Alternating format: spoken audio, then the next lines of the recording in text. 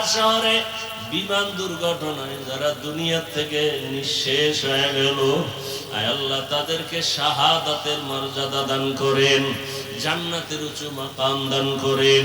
তার মা বাবা হাল পরিবারে যারা আছে সবাইকে সাবিরিনদের অন্তর্ভুক্ত করে দেন। পরিবারে এই সন্তানগুলো যারা হারাইলো এর বিনিময়ে উত্তম নিয়ামত দান করেন। আয় আল্লাহ সবাইকে উত্তম নিয়ামত দান করেন, উত্তম নিয়ামত দান করেন। আয় আল্লাহ আমার কলিজার প্রত্যেকটা যুবকের দিনদার বানায়া দেন, 5 ওয়াক্ত নামাজি বানায়া দেন, নামাজ কাজা হওয়া থেকে হেফাজত করেন। নবীজি সাহাবায়ে কেরামদের আদর্শওয়ালা আমাদের বানায়া দেন, গুনাহের প্রতি ঘৃণা জমায়া দেন, নারীদের ফিতনা খেদমতের ফিতনা থেকে হেফাজত করেন। আয় আল্লাহ আমাদের হায়াতে বরকত বাড়ায়া দেন। আম্বিয়ায়ে কেরাম, সাহাবায়ে কেরাম, শুহাদায়ে কেরাম, আউলিয়ায়ে কেরাম, আসাতিজায়ে কেরামদের মাকাম জান্নাতে উঁচু বানায়া দেন। আয় আল্লাহ চলার পথে ইজ্জতের সাথে হেফাজত করেন।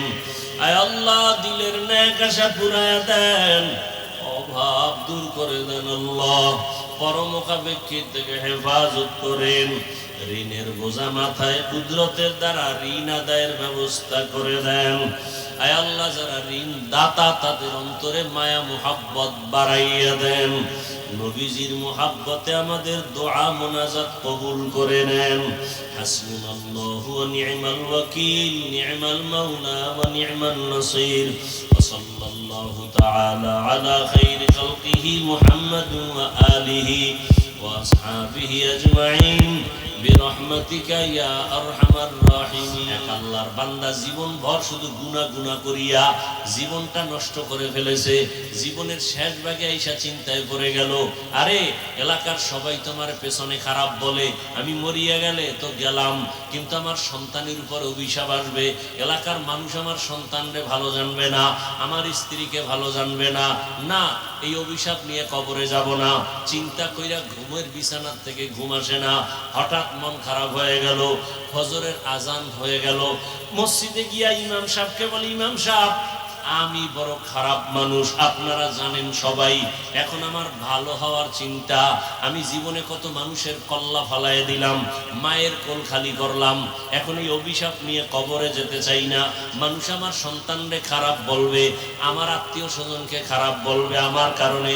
এবার ইমাম সাহেব বলে, আপনাকে পরামর্শ দিলাম, গভীর রাতে সব দরজা যখন বন্ধ, রহমতের দরজা খোলা, আপনি একটু আল্লাহর কাছে তওবার নিয়তে কান্না করবেন।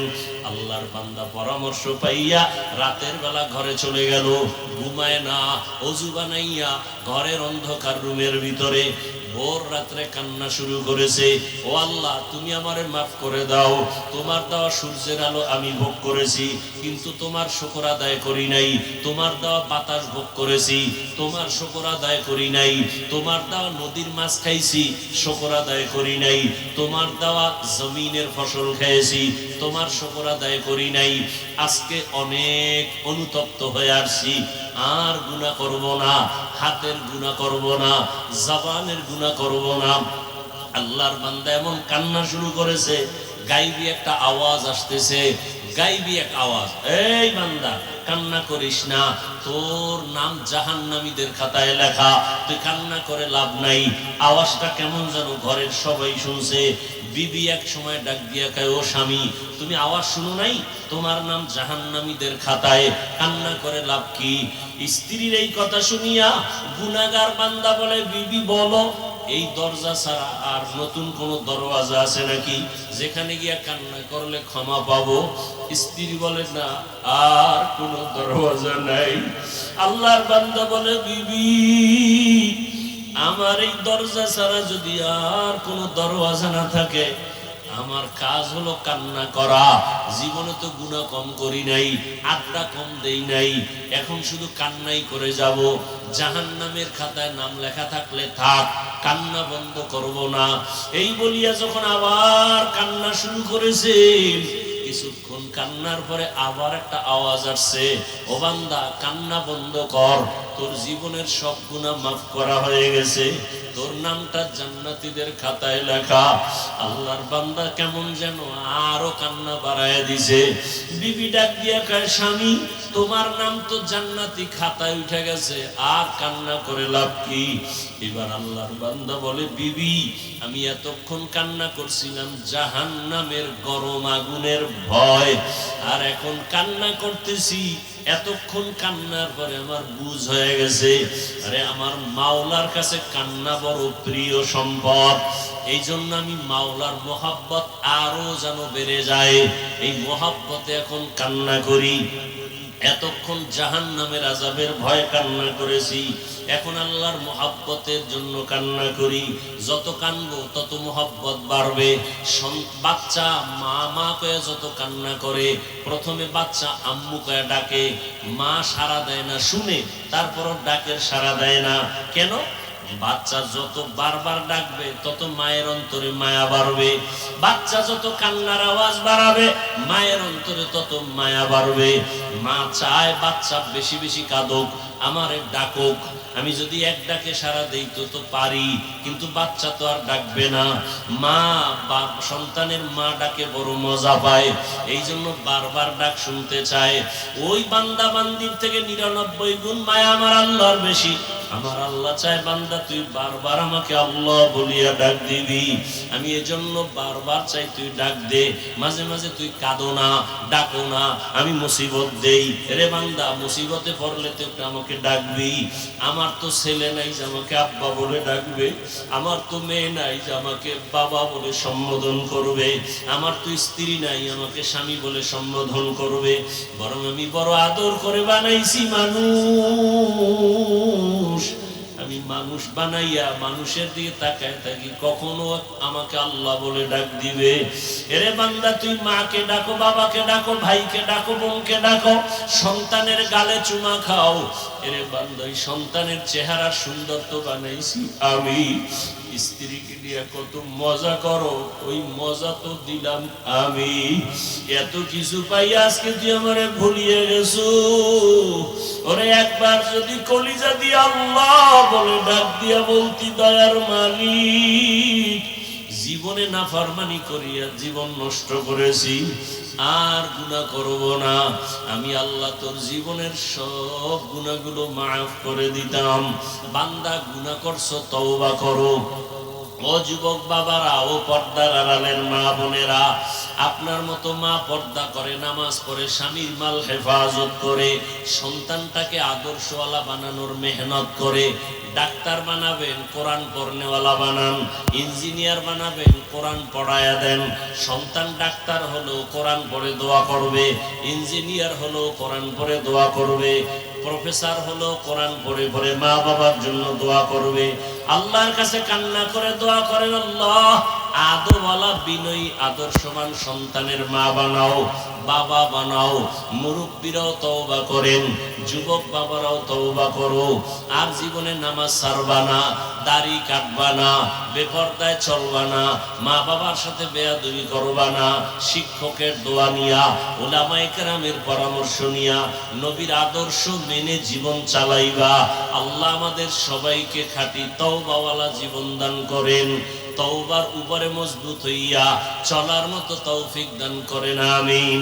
আলহামদুলিল্লাহি রাব্বিল আলামিন, ওয়াসসালাতু ওয়াসসালামু আলা সাইয়্যিদিল আমবিয়াই ওয়াল মুরসালিন ওয়া আলা আলিহি ওয়া আসহাবিহি আজমাইন। ইয়া আরহামার রাহিমিন, ইয়া আরহামার রাহিমিন, ইয়া আরহামার রাহিমিন।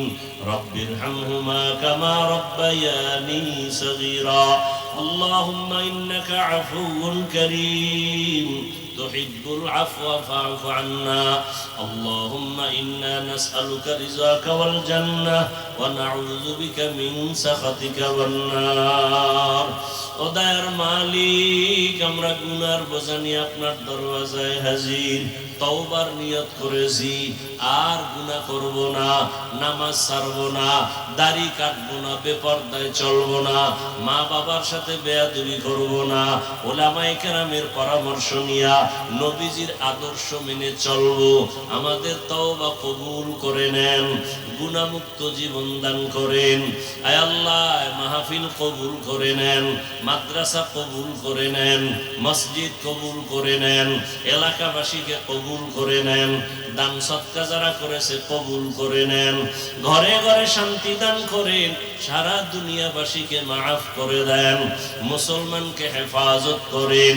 আয় আল্লাহ, জালেমের জুলুম থেকে হেফাজত করেন, বাংলাদেশ শান্তির দেশ বানায় দেন, জুলুম থেকে হেফাজত করেন, বাতিলের মোকাবেলায় বিজয় দান করেন, বাতিলকে বাতিলের দ্বারা দমন করে দেন। আয় আল্লাহ, মা বোনদের আবেদা পর্দাওয়ালা বানায় দেন, সন্তানগুলো নেককার বানায় দেন, ঘরে ঘরে সুন্নতের বাতি জ্বালায় দেন, নবীজির রওজা মুবারকে গিয়া সালাম দেওয়ার তৌফিক দান করেন, বাইতুল্লাহর গিলাফ ধরে লাব্বাইক বলার তৌফিক দান করেন।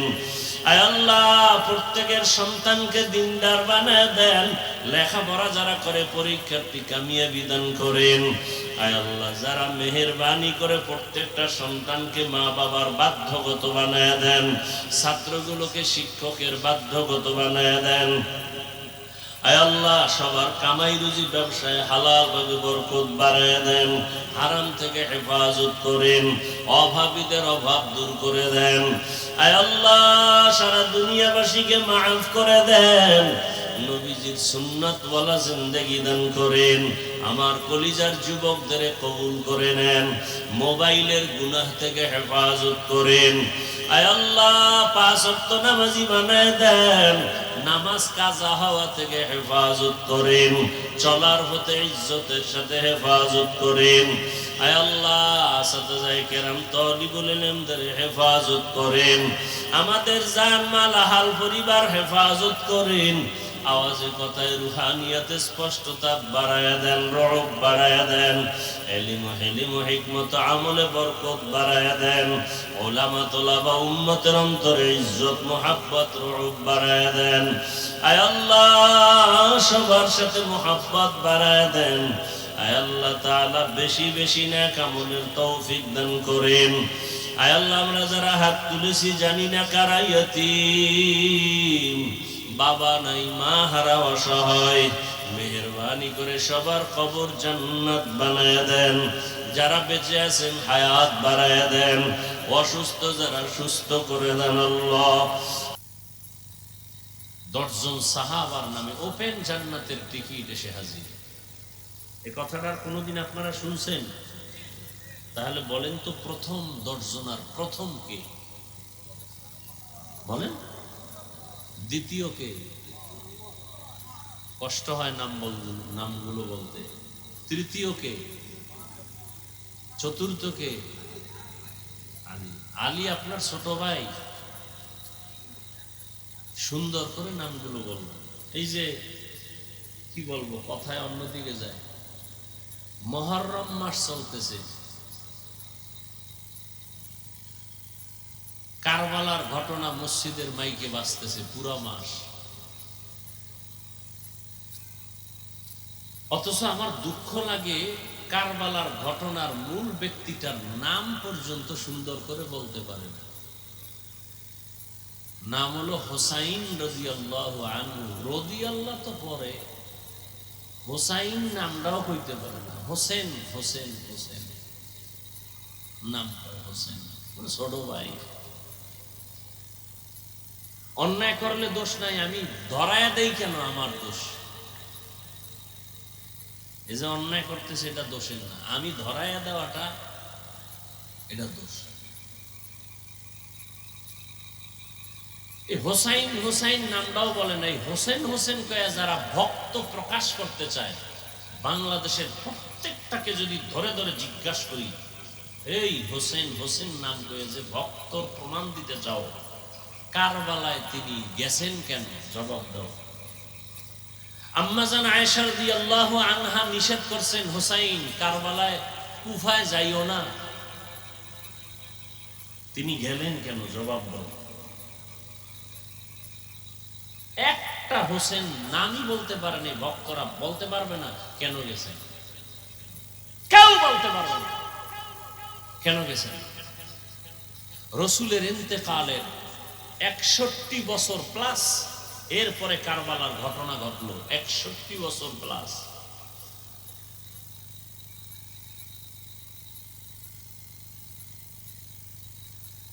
হোসাইন রাদিয়াল্লাহু তাআলা আনহুর বড় ভাইয়ের নাম কি বলেন?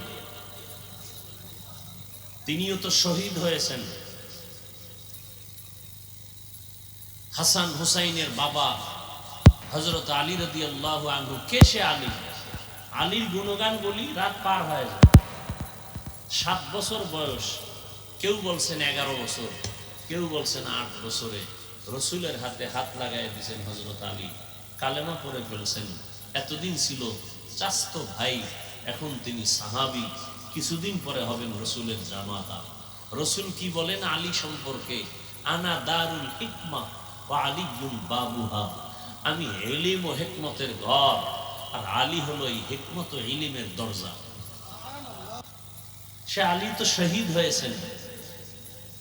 এর আগের খলিফা জান্নাতি সাহাবী উসমান রাদিয়াল্লাহু আনহু শহীদ হয়েছেন। এর আগের খলিফা ওমরে ফারুক রাদিয়াল্লাহু আনহু এই মুহররমের 1 তারিখ শহীদ হয়েছেন। প্রশ্ন যদি করা শুরু করি, একজনও জবাব দিতে পারবে না। হোসাইন নিষেধ করার পরে কুফায় গেলেন কেন? হোসাইন বললেন, আমি সেখানে যাব কারণ জমিন আল্লাহ, আসমান আল্লাহ, জমিনের মানুষ গোলামি করবে আল্লাহ। কুফার মানুষ ইয়াজিদের গোলাম হতে চলছে। মানুষ মানুষের গোলামি করতে পারে না। আমি সেখানে গিয়া ওই মানুষের গোলামির জিনজির শিকলকে ছিঁড়ে কুফার মানুষকে আল্লাহর গোলামে পরিণত করার জন্য যাব। গেলেন, যুদ্ধ চলছে, সন্তান একটা শহীদ, নামাজের টাইম হয়ে গেছে। হোসাইন রাদিয়াল্লাহু আনহু যুদ্ধ চলাকালীন নামাজ ছাড়েননি। ওই হোসাইনের ভক্ত যারা, নামাজ কই তোমার? দাড়ি কই? টুপি কই? পাগড়ি কই? পৃথিবীতে হোসাইন রাদিয়াল্লাহু আনহুর ভক্ত, পৃথিবীতে শ্রেষ্ঠ ভক্ত আমরা টুপিওয়ালা দাড়িওয়ালা। আর যারা হোসাইনের নাম ব্যবহার করে, নামাজ নাই, দাড়ি নাই, টুপি নাই, এরা শুধু মুখে বলে ভক্ত, অন্তরে এদের মহব্বত নাই। শুরুতেই কিন্তু আজকে ভালোবাসার কিছু কথা বলছি, অন্তরের ভালোবাসা। যুদ্ধ চলাকালীন নামাজ ছাড়েনি। রসুল বলেন মুমিন আর বেঈমানের ব্যবধান নামাজ। বেঈমান নামাজ পড়ে না, মুমিন যারা নামাজ ছাড়ে না।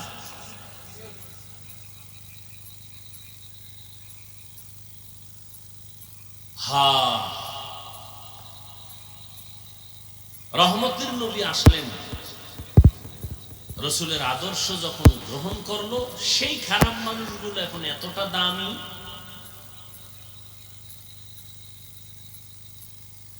যে আল্লাহ ডাইরেক্ট তাদের নামে জান্নাতের টিকিট পাঠিয়ে দিলেন। 10 জনের নাম ওপেন। কিন্তু এরপরে এরা সুসংবাদ পাইয়া তাদের হালাত কেমন হয়েছে? আপনারা যদি পিসাব কয় তুমি জান্নাতি, আপনি কইবেন তো বিড়ি আরো ডবল দে। পিসাব যেহেতু জান্নাতি হয়েছে, আর এত ইবাদতের দরকার নেই। ওদিকে সাহাবাদের উপরে যখন সংবাদ এসে গেল, কান্নায় ভেঙে পড়লেন। আবু বকরের ইতিহাস মৃত্যু পর্যন্ত কান্না, আল্লাহর আদালতে কি নিয়ে যাব। ওমরের ইতিহাস মৃত্যু পর্যন্ত কান্না, আল্লাহর আদালতে কি নিয়ে যাব। ঈদের দিন রোজা, সবাই আনন্দ করে, ওমর দরজা আটকায় কাঁদতেছে। আবু হুরায়রা প্রশ্ন করলেন, খলিফাতুল মুসলিমিন, আনন্দ বাদ দিয়া কাঁদেন কেন? আনন্দ তো ওই ব্যক্তি করবে যার টেনশন নেই। কথা, আপনার কিসের টেনশন? বলে রোজা রাখছি কবুল হইল কিনা টেনশন, তারাবির নামাজ পড়ছি কবুল হইল কিনা টেনশন। জান্নাতের টিকিট না রেডি, কিসের টেনশন? যে আল্লাহ টিকিট দিয়েছেন সে আল্লাহ যদি রাগ করে টিকিট ক্যান্সেল করেন, উপায় কি?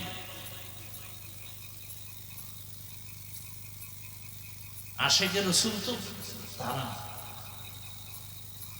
গলায় ছুরি আসবে, দাড়ির মধ্যে অস্ত্র লাগবে না, এরা তো আশেকে রসুল। ওমরকে জিজ্ঞাসা করে নবীজি, ওমর আমাকে আপনি ভালোবাসেন? বলে হ্যাঁ। কি পরিমাণ? কি পরিমাণ ভালোবাসতে হবে? আপনার পরিবার? হ্যাঁ, এর থেকে বেশি। আপনার জীবন থেকে বেশি? না না না না না। নবীজি বললেন আপনি পূর্ণ মুমিন হতে পারেন, জীবন থেকেও বেশি আমাকে ভালোবাসতে হবে। রসুল বলতে দেরি, ওমর বিদ্যুতের গতিতে বলে আল্লাহর জাতের কসম, আমি আমার জীবন থেকে বেশি আপনাকে মহব্বত করি। নবীজি বললেন আপনি এখন কামেল মুমিন হয়ে গেলেন। নবীজি বলেন আকাশে তাকায় দেখো অগণিত তারকা, গণনা করা যায় না। আমার ওমরের আমল তারকার থেকেও বেশি, গণনা করা যায় না। সেই ওমর ঈদের দিন কান্না করে, তারাবি কবুল হইল কিনা টেনশন, কোরআন খতম করেছি কবুল হইল কিনা টেনশন। আর আপনি সারা জিন্দেগিতে কোরআন শরীফ ধরেনি না, আপনার টেনশনই নেই।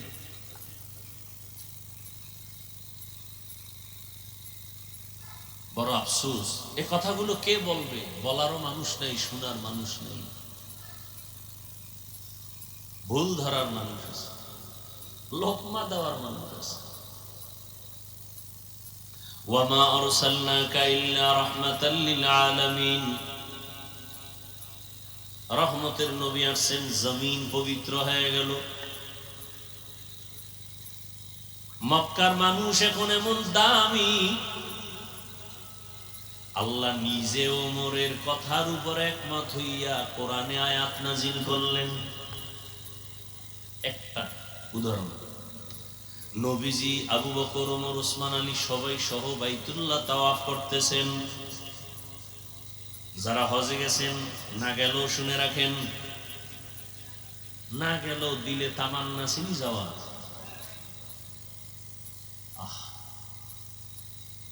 আল্লাহ সবাইকে কবুল করে। রহমতের নবী বাইতুল্লাহ তাওয়াফ করলেন। তাওয়াফ করার পরে 7টা চক্কর দিয়া 2 রাকাত নামাজ পড়তে হয়, তাওয়াফের নামাজ ওয়াজিব। নবী তাওয়াফ করলেন, কিন্তু নামাজ যে পড়বেন কোথায় পড়বেন?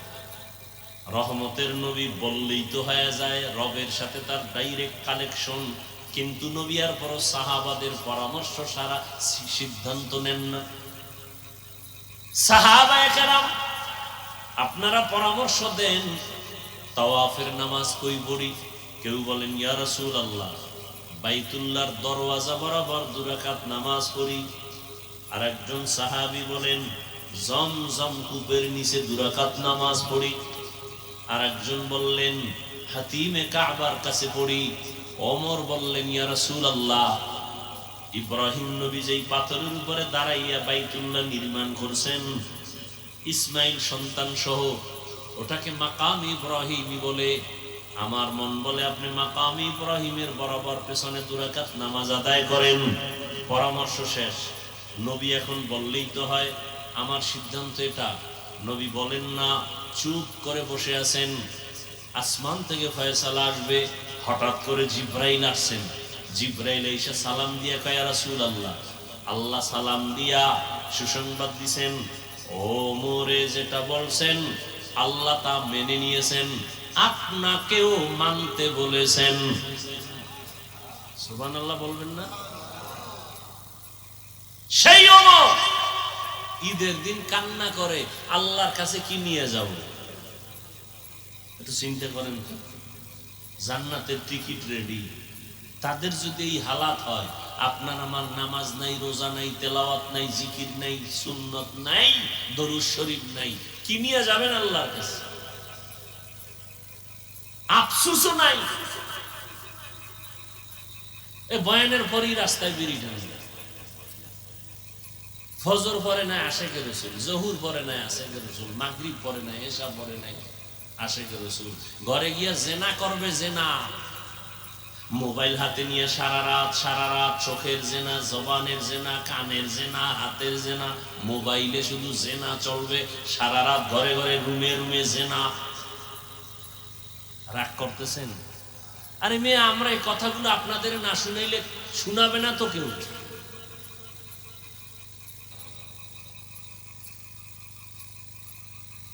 বড় কঠিন হাল।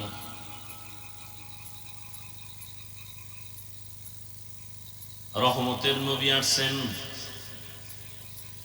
নবী দুনিয়ার জগতের জন্য রহমত। এমন 63 বছরের হায়াতের মাত্র 23 বছরের প্রেসক্রিপশন। কারণ রসুল 40 বছর পর্যন্ত কোনোদিন কালেমার কথা বলেন নাই, রোজার কথা বলেন নাই, তেলাওয়াতের কথা বলেন নাই, জিকিরের কথা বলেন নাই, দান সৎকার কথা বলেন নাই। নবী 40 বছরে কোনো আওয়াজ নেই, সবার সাথে ভালোবাসা তৈরি করে। নবীরে দেয় গালি, নবী দেয় হাসি। নবীর বড় বড় দুশ্মনরা নবীর ব্যবহারে মুগ্ধ। 40-এর পরে আল্লাহর বিধান চলে আসলো, দাওয়াত শুরু হয়ে গেল। এমন এক প্রেসক্রিপশন আল্লাহ তৈরি করে দিলেন, এমন এক প্রেসক্রিপশন, কিয়ামত পর্যন্ত যারা এই প্রেসক্রিপশন ফলো করে চলবে। নবী চ্যালেঞ্জ দিয়ে গেছেন, আমি চলে গেলাম, 2 জিনিস রেখে গেলাম, চ্যালেঞ্জ দিয়ে গেলাম, যদি ধরিয়া রাখো ঈমানও যাবে না, সম্মানও যাবে না। 2 জিনিস রেখে গেলাম, আল্লাহর কোরআন আর আমি রসুলের আদর্শ সুন্নত। আপনাদের থেকে একটু সংক্ষেপে জিজ্ঞাসা করে জানতে চাই, নবীজির রেখে যাওয়া সুন্নত আদর্শ, এটা মানবে কারা? হিন্দুরা, ইহুদি, খ্রিস্টান?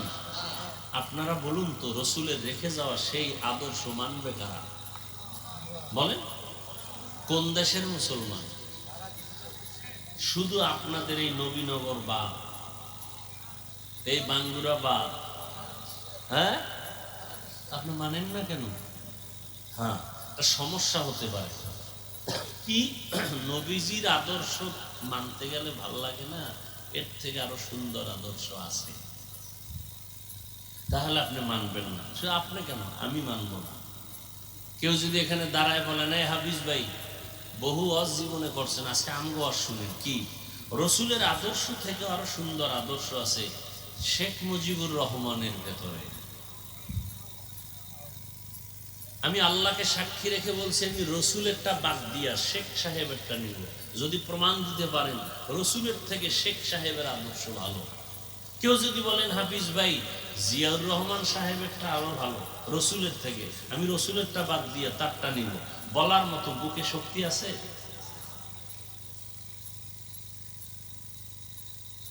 বরং আমি কি বলি, এ দুনিয়াতে রসুলের আদর্শ বাদ দিয়া নতুন আদর্শ বাজারজাত করছে আর বুঝাইছে মুহাম্মদেরটা থেকে আমগোটা ভালো। বলো, কে তুমি? আমি আব্রাহাম লিঙ্কন। আর একজন দাঁড়ায় বলে আমি প্লেটো, আর একজন বলে আমি মাও সেতুং, আর একজন বলে আমি কার্ল মার্কস, আর একজন বলে আমি লেনিন। আমার আদর্শ গ্রহণ করো। সবাই কিছু না কিছু গ্রহণ করতে গিয়ে দেখে আরো গজব টাইনে আসছে।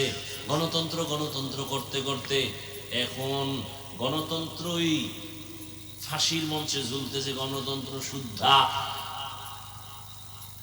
এক কথায় আমি জবাব দিই, সারা বাংলাদেশের মধ্যে এক কথায় জবাব, দুনিয়ার সবার আদর্শ নাপাক, একমাত্র মদিনাওয়ালা রসুলের আদর্শই হলো পাক। এক কথায় জবাব, দুনিয়ার সব নাপাক। কেন? যাদের আদর্শ স্লোগান দাও ওরা নিজেরাই নাপাক। এই নিয়ে এই যে কেমনে বুঝাই, এই যে বোতলটা আছে না, পানির বোতল, এটা আমি যদি একটা পাইপের মধ্যে দেই, পাইপের গোড়ায় যদি একটা জগ বা পাত্র রাখি, এখন ওই পাইপের মধ্যে যদি ময়লা থাকে, আমার এই স্বচ্ছ পানিটা ওখানে গিয়ে যাইয়া পাত্রের মধ্যে ভালো করবে না ময়লা? ময়লা কি আমার বোতলের ভিতরে না মাঝখানের পাইপের মধ্যে? বড় কঠিন। আব্রাহাম লিঙ্কনের আদর্শ নাপাক কেন? ওর দিমাগ নাপাক। মাও সেতুনের আদর্শ নাপাক কেন?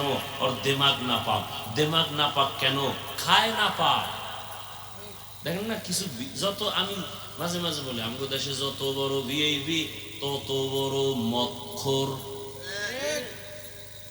কি 3 বেলা খাইয়ে ওর মদ পান করতে হবে, না হয় চান্দি গরম হবে না, চান্দি গরম না হইলে বউরে মা কইতে পারে না। এরকম জানোয়ার আছে না, বউরে মা কয়, এমনি কয়, তার মার ছিঁড়ে গেছে। যত বড় ভিআইপি তত বড় নেশাখোর। তাহলে খাইয়ে লইয়া দিমাগ না পাক, ও জবানে আর দিমাগ দিয়ে যা বের করে সব না পাক। আর আমার রসুল 63 বছর হায়াতে আমার রসুল কোনদিন একটা মিথ্যা কথা বলেন নাই। পৃথিবীতে দ্বিতীয় আর একজনের নাম পাও যে মিশা পায় না। বরং ঘরের মধ্যে বৈশা পাওনাদারে যখন টেলিফোন করে, আমি জমিনে নাই, আছে ঘরের মধ্যে, আমি জমিনে নাই। একদিন ধৈর্য একটারে কইতেছে, তুমি না ঘরে ছিলা, তুমি মিশা কথা কইলে কেন জমিনে নাই? আসলে আমি জমিনে ছিলাম না, খাটের উপরে ছিলাম।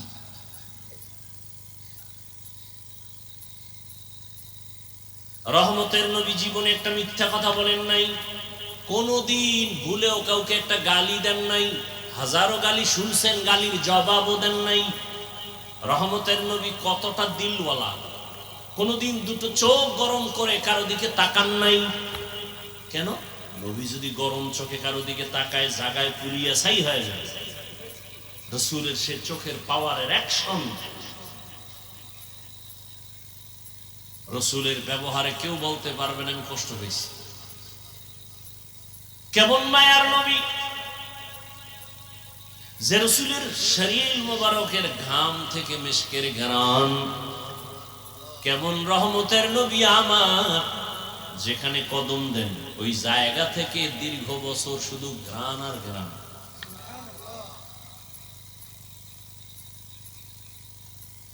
কেমন মায়ার নবী, কেমন দয়ার নবী।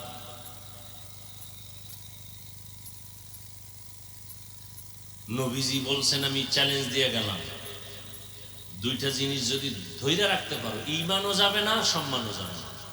১৫০০ বছর পর একটু নজর ঘুরাইয়া দেখেন তো, মহামারী করোনা, স্কুল বন্ধ, কলেজ বন্ধ, চাকরি বন্ধ, ফ্যাক্টরি বন্ধ, দোকান বন্ধ, গাড়ি বন্ধ, করোনা আর করোনা, বাবার করোনা, ছেলে কাছে যায় না, শিক্ষিত কুলাঙ্গারের বাচ্চা মাস্ক লাগাইছে 3টা, ট্রিপল মাস্ক লাগায় বসে আছে, বাবার কাছে যায় না, করোনা মরণের ভয়। সেই সময় ওই করোনার লাশগুলো আমার দেশের টুপিওয়ালা ওলামায়ে কেরাম নিজেরা কাঁধে নিছেন, গোসল করাইছেন, কাফন পরাইছেন, জানাজা পড়াইয়া ওলামায়ে কেরাম তাদেরকে কবরে রাখছেন। একজন টুপিওয়ালাও করোনায় মরে নাই। ভুলে যায় না ইতিহাস। এজন্যই তো আমি চ্যালেঞ্জ দিয়ে বলি, এই জাতির চিরন্তন নিঃস্বার্থ বন্ধু ওলামায়ে কেরাম ছাড়া আর কেউ নাই। ওলামায়ে কেরাম ছাড়া সব চান্দাবাজ আর ধান্দাবাজ। একমাত্র নিঃস্বার্থ এ জাতির বন্ধু ওলামায়ে কেরাম। এই জাতির জন্য এত দামি তারা, নিজের বউ নিয়ে এত পেরেশানি করে না, উম্মত নিয়ে যেই পেরেশানি করে, নিজের ছেলেরে সময় দেই না, মেয়েরে দেই না, ঘরে দেই না, 24টা ঘন্টা উম্মতের পেছনে তাবলীগওয়ালাদের মেহনত, পীর মাশায়েখের মেহনত, মাদ্রাসাওয়ালাদের মেহনত, আলেম ওলামাদের মেহনত, সব সময় এই উম্মতের পিছনে। সরকারি চাকরি করে, বেসরকারি চাকরি করে যারা, ডিউটি 8 ঘন্টা, নিম্নে বেতন 20,000। ঠিক নেই? ইমাম সাহেবের ডিউটি কয় ঘন্টা? কথা কয় না, সত্য কথাটা বলতে এত টেনশন করেন না। ইমাম সাহেবের ডিউটি কয় ঘন্টা?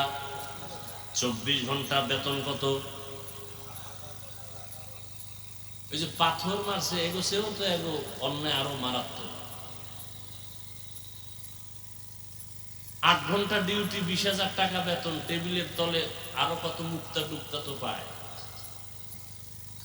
আর 24 ঘন্টা ডিউটি, বেতন দেয় 5,000 6,000। তাও ধমক কি? একক তো নামাজ না পড়াইলে ইমামের উপরে রিমান্ড শুরু হয়ে যায়। রিমান্ড গেছিলেন কই? এরকম বেয়াদব আছে না নাই? আল্লাহ হেদায়েত দান করুন। এরপরেও কোন আলেম, কোন ইমাম গালি দেয় না, বরদোয়া করে না, কলিজা ভরে দোয়া করে। কেন? ওই রহমতের নবীর আদর্শের দিলটা বড়, এই জন্য যত গালি দেয় জবাব দেয় না, বরং দোয়া করে, হে আল্লাহ এলাকায় শান্তি দাও, কবর আল্লাহদের জান্নাত দাও, ব্যবসা চাকরি যারা করে বরকত দাও, অসুস্থ রোগীদের সুস্থ বানাও, দোয়াই করে। এরপরও ঘুরে ফিরে আলেমের উপরে দোষ, আলেম ভালো না, ভালো না বলতে বলতে বলতে বলতে বলতে বলতে শেষ পর্যন্ত নিজের অস্তিত্ব শেষ। এরপরও ঘাড় সোজা হয় না। রহমতের নবীর আদর্শ, নবী বলেন ধরে রাখো, ঈমান যাবে না, সম্মানও যাবে না। চেয়ারম্যানের চেয়ারের মেয়াদ শেষ, এমপি সাহেবের মেয়াদ শেষ, রাসূলের আদর্শওয়ালাদের চেয়ারের কোনো মেয়াদই নেই। আছে আমাদের চেয়ারের কোনো মেয়াদ আছে? সম্মান আর সম্মান, টাকা দিয়ে সম্মান কিনা যায় না। অতএব আমি বলবো বাবা, সারা রাত বয়ান শুনে কি লাভ হবে যদি ফজরের নামাজ ঠিক মতো না হয়? রহমতের নবী বলেন, এ উম্মত এশার নামাজ পড়ে যদি ঘুমাও, আবার ঘুম থেকে উঠিয়া যদি ফজরের নামাজ আদায় করো, ঘুমাইয়া যে সময় কাটাইছো ওই সময়টাও ইবাদতে লেখা হবে।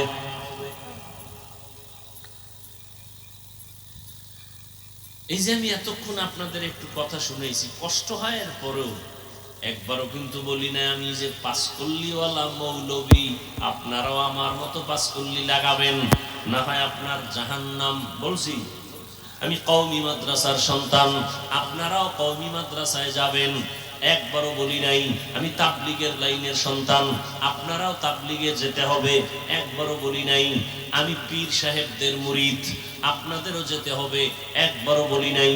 বরং আমি আপনাদের শুরু থেকে বলতেছি, এখনো আবার বলতেছি, রহমতের নবীর আদর্শের মালা গলায় লাগান।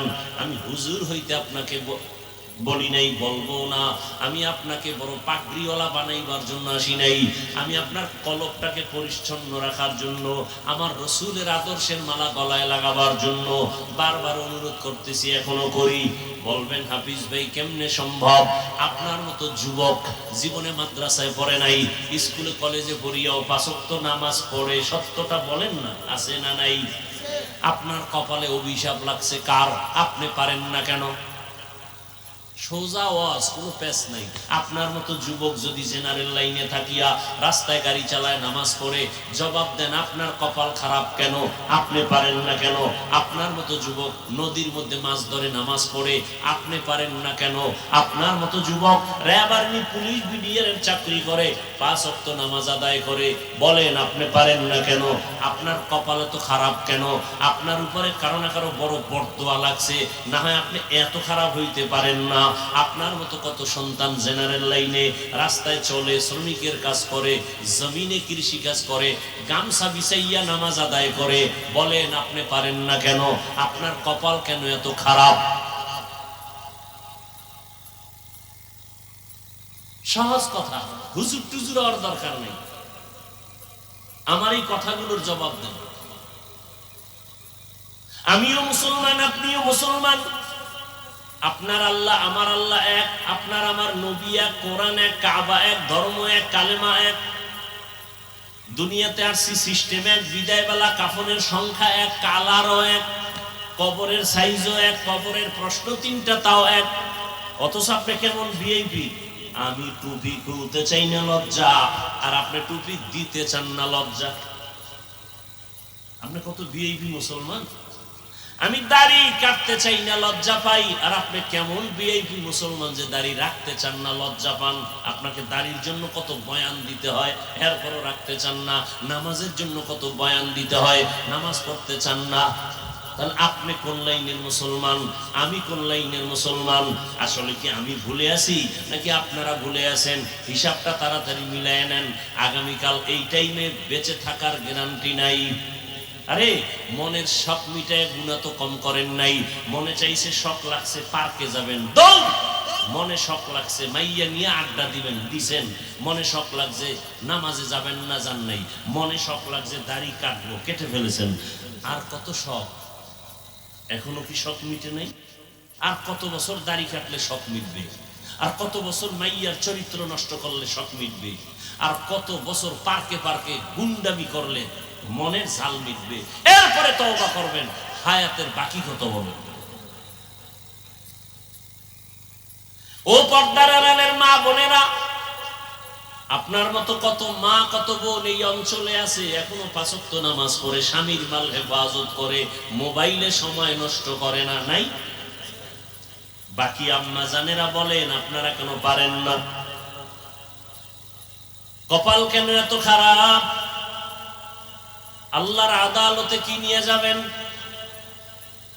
রহমতের নবী উম্মতি উম্মতি করে জীবন কাটাইলেন, কিয়ামতের ময়দানে উম্মতের জন্য কান্না করবেন, আর সে উম্মতের অন্তরে কোনো দরদি নাই।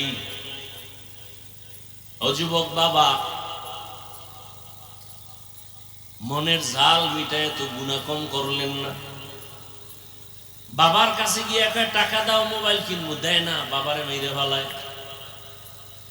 মায়ের কাছে টাকা চায়, না দিলে মায়ের উপরে গালি, কত ঝগড়া, কত বেয়াদবি। রসুলের আদর্শ ছাড়াই জমিনে শান্তি আসবে না, যতই চালাকি করে। ইসলাম ছাড়াই জমিনে শান্তি আসবে না। শিয়ালের হাতে মুরগি আমানত দিয়া আমানত থাকে না, শিয়ালে সব ধ্বংস করে। দুর্নীতিবাজ, চান্দাবাজ আর ধান্দাবাজ যারা, চরিত্রহীনের কাছে যদি মাদ্রাসা মসজিদের চাবি দেন, জাতির ভাগ্য নির্ণয়ের চাবি দিয়ে দেন, জীবনে জাতির কপাল খুলবে না, জীবনে খুলবে না, অশান্তি বাড়তেই থাকবে। আহা, একটা কুকুর আর একটা কুকুরের এই পরিমাণ আক্রমণ করে না, একটা মানুষ হইয়া কেমনে মানুষের এভাবে মারে? রসুলের আদর্শ যদি থাকতো এমনটা হওয়ার কোনো সুযোগ ছিল না। রসুলের আদর্শ কত সুন্দর। এই কোরবানির সময় যে গরু জবাই দাও, নবীজির আদর্শ কত সফট। তুমি একটা গরুর সামনে আরেকটা গরু জবাই দিও না, কারণ আরেকটা দেখলে কষ্ট পাবে। একটা পশুর কষ্ট রসুল নিষেধ করছেন, আর সেই মানুষ পশুর থেকেও খারাপ হয়ে গেছে। বড় আফসোস রে বাবা, বালিশে মাথা লাগায় একটু যে ঘুমের মধ্যে যদি আজরাইল আসিয়া পড়ে উপায় কি হবে? ও আমার যুবক বাবারা, তোমার মতো কত যুবক স্কুলে দেখো, ঢাকা কলেজে যাও, মাথায় পাগড়ি, বড় দাড়ি, কলেজে ক্লাস করে, মনে হয় যেন বড় মসজিদের খতিব।